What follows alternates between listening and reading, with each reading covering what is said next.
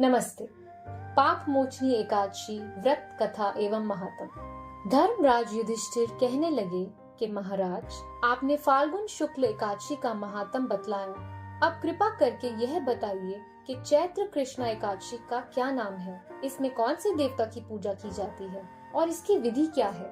कृष्ण भगवान कहने लगे कि हे राजन, यही प्रश्न एक समय राजा मांधाता ने लोमश ऋषि से किया था और जो कुछ उन्होंने उत्तर दिया था सो वही मैं तुमसे कहता हूँ। लोमश ऋषि कहने लगे, राजन, इस एकादशी का नाम पाप मोचनी एकादशी है।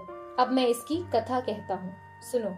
प्राचीन समय में कुबेर का चैत्र रथ नाम का एक वन था। उसमें गंधर्वों की कन्याएं किन्नरों के साथ विहार करती थी। वहाँ अनेक प्रकार के पुष्प खिल रहे थे। उसी वन में अनेक ऋषि तपस्या करते थे। स्वयं इंद्र भी चैत्र और वैशाख मास में देवताओं के सहित वहां आकर क्रीड़ा किया करते थे। वहीं अपने आश्रम में मेधावी नाम के एक ऋषि भी तपस्या में संलग्न थे। वे शिव के भक्त थे।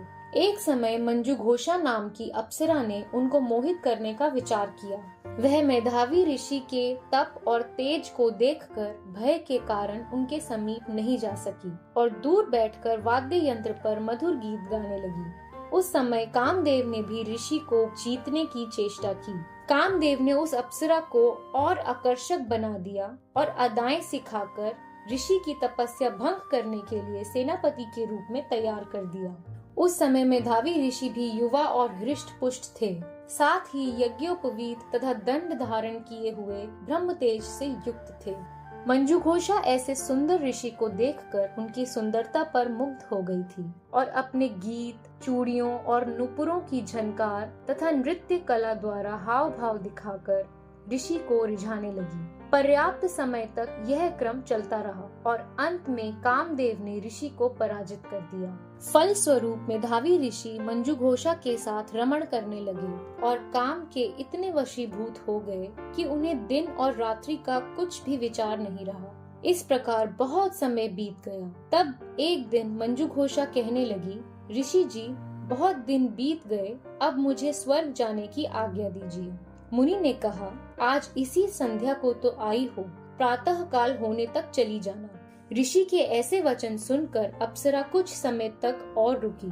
अंत में उसने पुनः ऋषि से विदा मांगी तो वे कहने लगे कि अभी तो आधी रात ही हुई है। अप्सरा ने कहा कि महाराज, आपकी रात तो बहुत लंबी है, मुझे यहाँ पर आए कई वर्ष बीत गए हैं। उस अप्सरा की यह बात सुनकर ऋषि को समय का ज्ञान हुआ तो विचार करने लगे कि इस अप्सरा के साथ रमण करते हुए हमको 57 वर्ष 9 महीना 3 दिन बीत गए। तब वह अप्सरा उनको काल के समान प्रतीत हुई। अत्यंत क्रोधित होने पर ऋषि की आंखों से ज्वाला उत्पन्न होने लगी। वे कहने लगे कि मेरी कठिन परिश्रम से एकत्रित की गई तपस्या को तूने नष्ट कर दिया है। तू महापापनी और दुराचारिणी है, तुझे धिक्कार है। तूने मेरे साथ घात किया है, इसलिए तू मेरे श्राप से पिशाचिनी हो जा।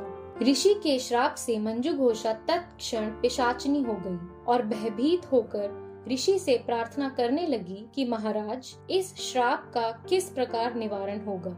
अप्सरा के ऐसे दीन वचन सुनकर ऋषि बोले, हे दुष्टे, यद्यपि तूने मेरा बहुत अनिष्ट किया है, परंतु फिर भी मैं तुझे श्राप से छूटने का उपाय बतलाता हूँ। चैत्र मास के कृष्ण पक्ष की एकादशी का नाम पाप मोचनी एकादशी है और यह सब प्रकार के पापों का नाश करने वाली है।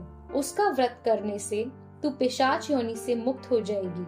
ऐसा कहकर मेधावी ऋषि अपने पिता च्यवन ऋषि के आश्रम में चले गए। मेधावी को देखकर च्यवन ऋषि कहने लगे कि अरे पुत्र, तूने ऐसा क्या किया जिससे तेरा सारा पुण्य क्षीण हो गया। मेधावी कहने लगे कि पिताजी, मैंने अप्सरा के साथ रमण करके घोर पाप किया है। अब आप इस पाप से छूटने का प्रायश्चित मुझे बतलाइए। तब च्यवन ऋषि बोले, हे पुत्र, चैत्र मास के कृष्ण पक्ष की पाप मोचनी एकादशी का व्रत करने से सब पापों का नाश होता है, इसलिए तुम इस व्रत को करो। पिता की आज्ञा पाकर मेधावी ऋषि ने भी इस व्रत को किया, जिससे उनके सब पाप नष्ट हो गए और वे पवित्र हो गए।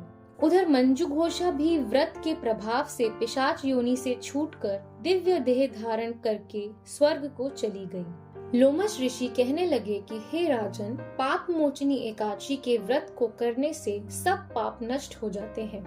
इस कथा को पढ़ने या सुनने से 1000 गोदान का फल प्राप्त होता है तथा व्रत से ब्रह्म हत्या, गर्भपात, बाल हत्या, सुरापन, स्त्री से प्रसंग आदि सब पाप नष्ट हो जाते हैं। इति श्री पाप मोचनी एकादशी व्रत कथा संपूर्ण। धन्यवाद।